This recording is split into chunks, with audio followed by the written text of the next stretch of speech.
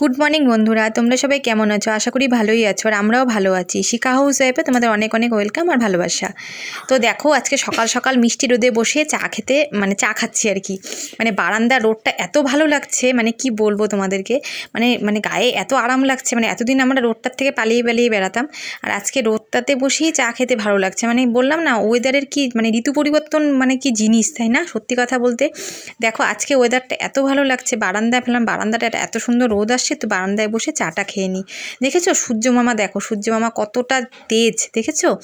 সেই কিন্তু রোদের তেজ। যত বেলা বাড়ে তত একটু গরম লাগে, তখন একটু গায়ে রোদটা লাগে, কিন্তু সকালের এই রোদটাতে বসে চা খেতে এত ভালো লাগে। শীতকালে না আমাদের বারান্দাটা খুব রোদ আসে, খুব সুন্দর রোদ আসে। এখানে বসে চা খাও বা কিছু খাও বা কোনো কিছু রোদে দাও, এই দিকটা আমাদের বারান্দাটা এখানে খুব ভালো। রোদে রোদে দেওয়ার জন্য খুব সুন্দর। আমি তো বাইরে সেরকম কিছু দেওয়ার মতো দেখো আমাদের জায়গা নেই। রাস্তার দিলে তাহলে রাস্তায় চেয়ার দিয়ে দিতে হয়। এবার রাস্তায় এত ধুলা বালু, সেখানে কি কিছু দেওয়া যায় বলো তো? সব নোংরা হয়ে যাবে না? এই যে দেখো, শীত পড়ে গেল আর শীতের সরঞ্জাম কিন্তু বের হয়ে গেল, দেখেছো?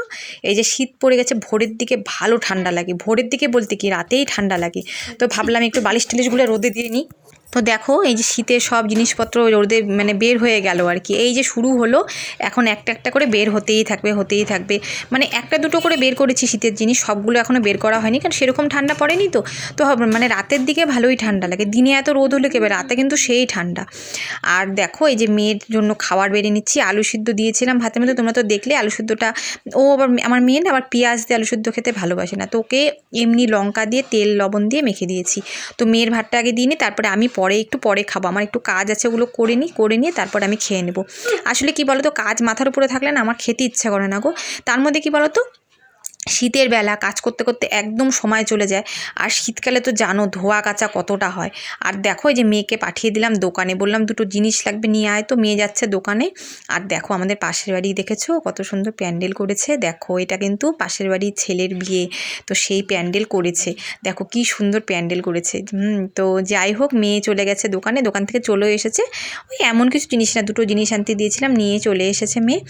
আর এই দেখো, আমি আবার মশারিটাও আজকে একটু ধুয়ে দিলাম। মশারিটা খুব নোংরা হয়ে গেছিলো, তো ভাবলাম মশারিটা আজকে একটু কেচে দিই। আর কি বলো তো, শীতের বেলা তো বেশি বেলায় কাচলে না শুকোতে চায় না, তো মশারিটা যেহেতু জল ঝরলেই শুকিয়ে যায়, অসুবিধা হয় না। তো ভাবলাম একটু ধুয়েই দিই, বেলা হয়ে গেছিলো, তাই ভাবলাম ধুয়েই দিই। তো এগুলো ধুলাম। শীতকালে বললাম না তোমাদের কাজ আর শেষ হবে না। তাহলে দেখো, এই যে আস্তে আস্তে আস্তে দেখো, একটা দুটো করে কিন্তু বের হচ্ছে শীতের জিনিস। এবার দেখবে আস্তে আস্তে আরও কত সরঞ্জাম যে বের হবে তার তো ঠিক নেই। আর ধুতেও হয়, কারণ দেখো এগুলো নোংরা হয়ে যায়, এগুলো না ধুলে এগুলো ভালোও লাগে না, নোংরা জিনিসপত্র ধুতেই হয়।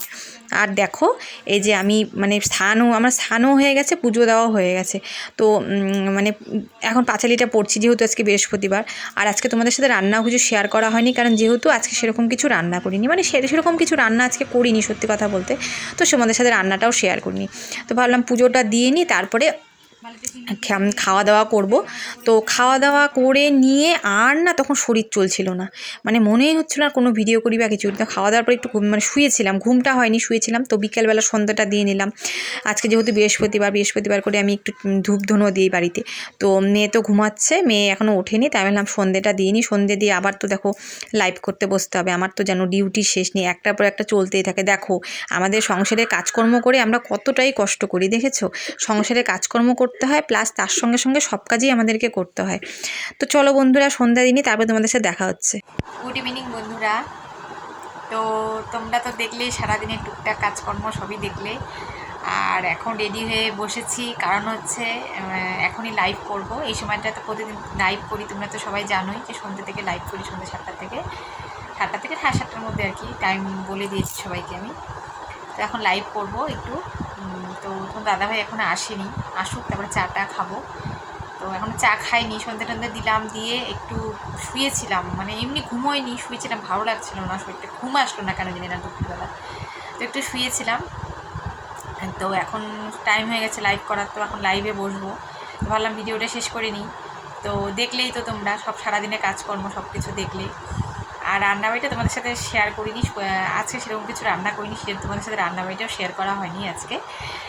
তো বৃহস্পতিবারে পুজো ছিল, অনেক কাজ ছিল, দেখলে তো তোমরা সারাদিন। যাক, শীত পড়ে গেছে, এখন শীতের জিনিসপত্র বের করলাম, তোমরা তো দেখলে রোদে দিলাম।